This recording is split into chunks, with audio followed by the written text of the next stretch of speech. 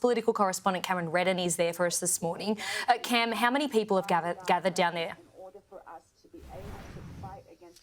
Probably between 300 to 400 at this stage, Holly. The expectation is that that crowd will grow throughout the course of the day. You can see some of the speeches already underway behind us. There's quite a lineup. This will go for several hours, I'm told, and you can see a number of Palestinian flags, signs being held, a little contingent here from Amnesty International as well, all designed to coincide with the resumption of Parliament here in Canberra. Today, many have come from elsewhere. We've spoken to people coming from Newcastle, from Brisbane, driving several hours to be represented here at the protest. You can see with Parliament in the backdrop, this entire section of the lawn cleaned out, a few police on hand because a little later today there will be a gun salute to mark the beginning of Parliament, so that's why this whole section has been cleared out. The protesters all complying with the police to this stage, all staying in the designated area. What's prompted this? Well, not necessarily prompted this, but it has coincided, this protest today, with a statement that was signed by 28 countries, including Australia, released overnight, calling for an immediate ceasefire once again,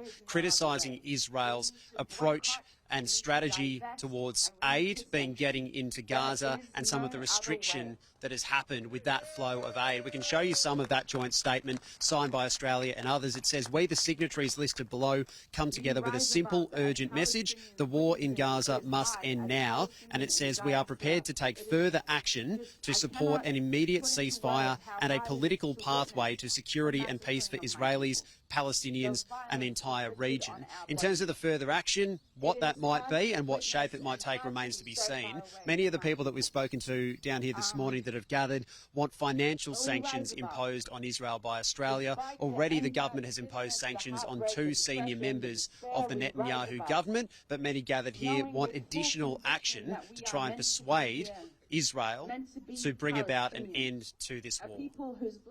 We've got to see sanctions on Israel at the moment. I mean, it's clear genocide. They're not hiding it. You don't think his language has been strong enough to this point? I think it's getting stronger, but it actually needs to be a lot more stronger. Make a stand. Like, seriously, make a stand. You are the Prime Minister of this country, so make a stand. The majority of the people are opposed to this genocide. Please show the people of Australia are horrified by what he's doing, as we were horrified by when his people were captured. So you can hear some of the chants beginning up behind us now. This will continue for several hours to come. We can show you some of the paraphernalia, some of the signs as well that many have brought here, including some little teddy bears that are covered in red paint, among other things, some dressing up in costumes of missiles and other things as well as they make their voices heard here. And in terms of the political contingent down on the lawns, I spoke to a number of them, including some Greens senators in Steph Hodgins-May and Barbara Pocock, who have come down here, reiterating the calls of many we've spoken to, wanting greater financial sanctions on Israel, also not believing that the Prime Minister and the Foreign Minister, while they welcome the joint statement released this morning, they still don't believe that that talk is being matched by appropriate financial sanctions and action in the floor of the Parliament.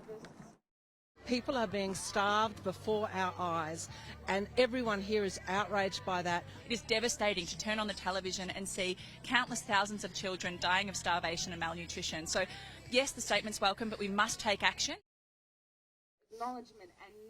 So the crowd's slowly continuing to build here, Holly. As I say, about 300 or so here, with more expected to come. You can see also the length of this Palestinian flag with people writing some notes on there as well. That has been stretched out there for much of the morning. The crowd's continuing to build here inside the building. The Prime Minister, the Opposition Leader will be making their way back in there to get their feet under the desk for the head of, or the beginning of Parliament today, as many others gather out here on the lawns to send them a message.